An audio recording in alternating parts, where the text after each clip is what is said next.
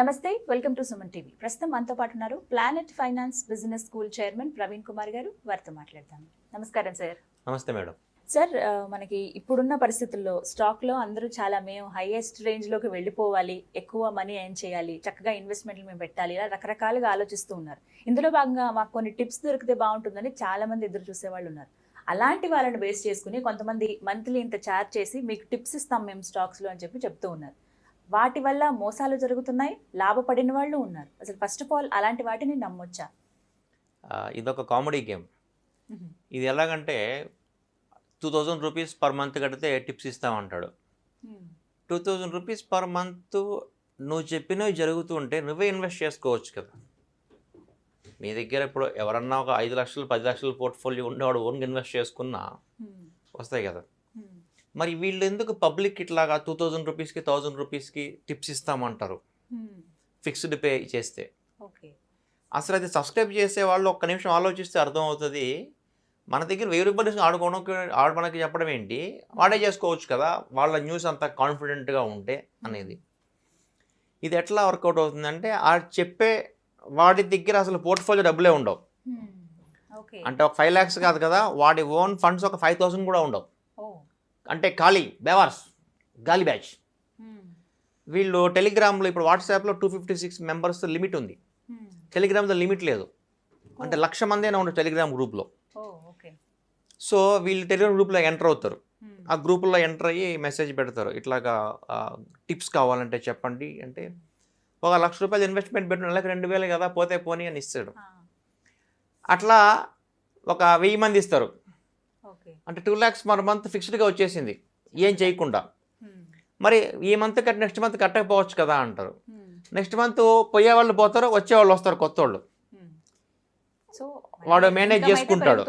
నెలకు ఒక 2-3 lakhs without risk ఇలా టిప్స్ ఇస్తూ డబ్బులు వస్తుంది బ్యాంక్ అకౌంట్లో తింటుంటాడు. అసలు వీళ్ళు ఎట్లా వర్క్ చేస్తారు? ఇది ఒక ఇంట్రెస్టింగ్ కాన్సెప్ట్. మార్కెట్స్లో బాగా రీసెర్చ్ చేసింది. బాంబేలో వెళ్ళిందే బాంబేకి, అందుకే నెల్లూరు నుంచి. అసలు how Bombay works in financial markets వెళ్ళి. సో అక్కడ ఎలా ఉంటుందంటే ఒక దగ్గర 1,00,000 డేటాబేస్ ఉంటుంది.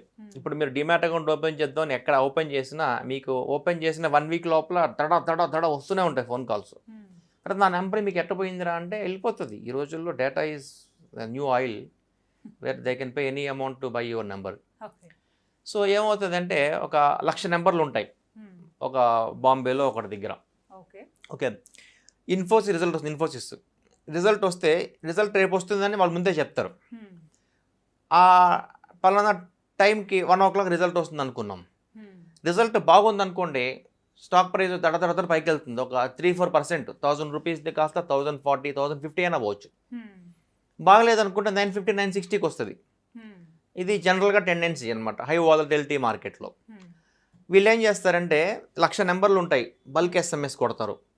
ఫస్ట్ 50,000 మందికి మెసేజ్ ఏం కొడతారంటే result is going to be super, stock price will go from 1000 to 1040 అంటాడు. ఇంకో 1,00,000 నెంబర్లకే మెసేజ్ పెడతాడు, result is very bad, price will fall from 1000 to 970 అంటాడు. Result either positive or negative వస్తుంది. పాజిటివ్ వచ్చిందంటే ప్రైస్ వెళ్తే మిగతా 50,000 మందికి మా ఫస్ట్ పెట్టిన 50,000 మందికి మళ్ళీ మెసేజ్ పెడతారు, మేము చెప్పాం కదా జరిగిందని చెప్పి, కాబట్టి మా దగ్గర మీరు మంత్లీ సబ్స్క్రిప్షన్ తీసుకోండి, నెలకి 2,000-3,000 రూపాయలు అంటారు. 50,000 అందరూ కమిట్ అవ్వరు, టెంప్ట్ అవ్వరు. ఒక 1000 మంది అవుతారు, చాలు ఈ మంత్కి 3 lakhs revenue confirm.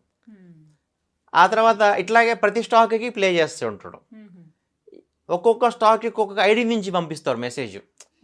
Same ID నుంచి పంపిస్తే చూసేవాడు ఇదేంటి ఇది ఒకే ఐడిలో ఇన్ని రకాలు నాకు పంపిస్తున్నారు అనుకుంటాడు. సో సెండర్ ఐడి మార్చుతారు అనమాట. ఇలా మార్చాక ఎక్కడైతే క్లిక్ అయ్యిందో అప్పుడు కాల్ బ్యాక్ చేస్తారు ఆ నెంబర్లకి, 50,000 నెంబర్లకి మళ్ళీ ఫాలో అప్ చేయడము, టెలిగ్రామ్లో యాడ్ చేయడము, మరి వాట్సాప్ చేయడము, ఇట్లా చేసి వాళ్ళని అట్రాక్ట్ చేసుకుంటారు. ఇది అడ్డాగా మారిన ప్లేస్ ఏంటంటే ఇండోర్ నుంచి కొన్ని 100 కాల్స్ వస్తుంటాయి ఇన్వెస్టర్స్కి. వాళ్ళు ఓపెన్ చేసినప్పటి నుంచి కూడా ఏమనంటే ఆప్ ట్రేడింగ్ కర్తైక్యా, మా దగ్గర న్యూస్ ఉంది, అది ఉంది, ఇది ఉంది అని చెప్పి వీళ్ళు ఇన్వెస్టర్స్ టెంప్ట్ చేసి ఈ మంచి సబ్స్క్రిప్షన్ ప్లాన్ తీసుకుంటారు.